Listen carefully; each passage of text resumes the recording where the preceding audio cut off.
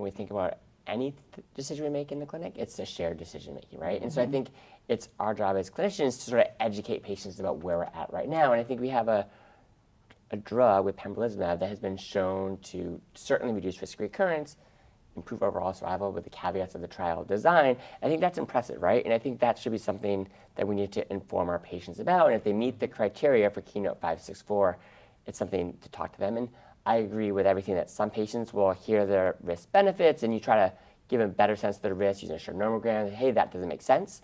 Others will say it does make sense. And I think as long as you're having that informed discussion with every patient, I think that is what really needs to be done at the end of the day. And then as you look forward, I think there's a lot of concern about overtreatment. I also want to make sure we don't undertreat. So I always get a fresh set of scans. So I'm always like, let's make sure their lungs look great, belly looks great. And if there actually are indeterminate findings, so I'm like, I don't know what that is, I actually say, listen, I'm not sure what this is. If this is kidney cancer, I'd be undertreating you. I would just favor a surveillance approach because I would hate to undertreat you for something in this situation and go from those lines. I think that is right on. And the challenge is, I think, the timing too of like, when do you get the scans? And so there's so many patients that have 4 millimeter, 6 millimeter pulmonary nodules.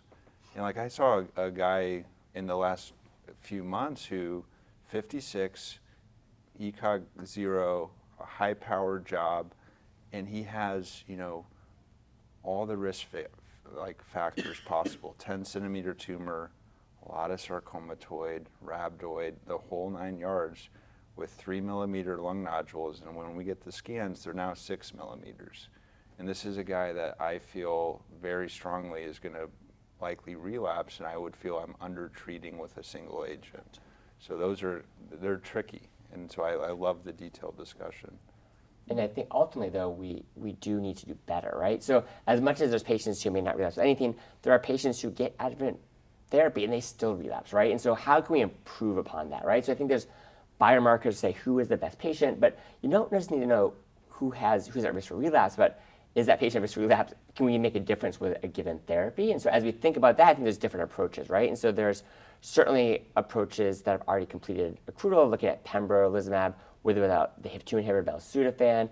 I'm very honored to be able to lead the Alliance Strike trial, which is looking at a year pembrolizumab with or without 6 months of tivozanib, which just opened in the past couple of weeks, and documents available for download. But then I think there's even more different ideas. Like, I had a pleasure to work with David on the neovax trial, right? This idea of neoantigen therapy and trying to, as David says, get the steering wheel there.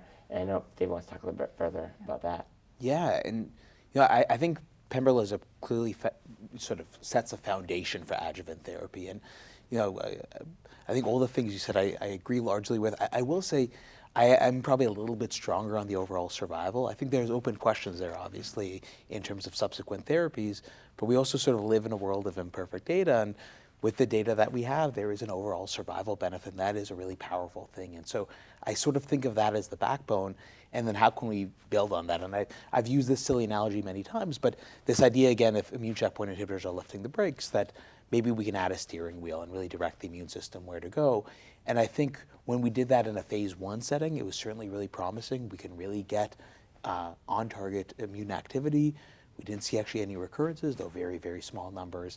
But I think this is where the phase 2 will come in and be really helpful, that V940-004 study, to really seize their clinical efficacy with this approach. Yeah, and I just have to say that was a beautiful manuscript and study. So congratulations to your team for being able to do that. No, it was a huge team effort. Yeah, personalized cancer vaccine. I mean, it's good stuff. So congratulations. Yeah. Thank you very much. Looking forward to seeing that in larger studies. Absolutely.